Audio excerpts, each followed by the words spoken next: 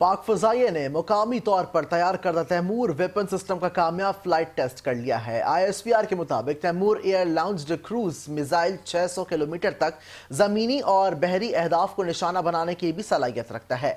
ISPR का बताना है कि कम बुलंदी पर परवाज की सलाहियत दुश्मन के एयर और मिसाइल डिफेंस सिस्टम को चकमा देने में मौसर है, जबकि तैमूर क्रूज मिसाइल जदीद नेविगेशन और गाइडेंस सिस्टम से लैस है।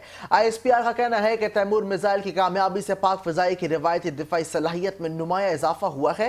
तैमूर वेपन सिस्टम इलाकाई सिक्योरिटी माहौल में पाकिस्तान के काबिल एतमाद दिफा को मजबूत बनाता है।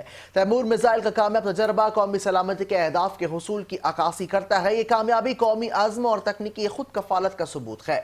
ISPR के मुताबिक फ्लाइट टेस्ट का मुशाहिदा पाक फौज के सीनियर अफसरान और साइंसदानों ने किया, जबकि air chief marshal Zaheer Ahmed Babar Sidhu ने साइंसदानों और इंजीनियर्स को मुबारकबाद दी है। दूसरी जानिब सदर मुमलिकत ने पाक फ़ज़ाई की जानिब से मकामी तौर पर तैयार करदा तैमूर वेपन सिस्टम की कामयाब तजर्बे पर खराज तहसीन पेश किया। सदर मुमलिकत ने कहा कि मकामी सतह पर जदीद हथियारों की तैयारी कौमी सलाहियत, आज़म और इदारा जाती महारत की वाज़े अकास है।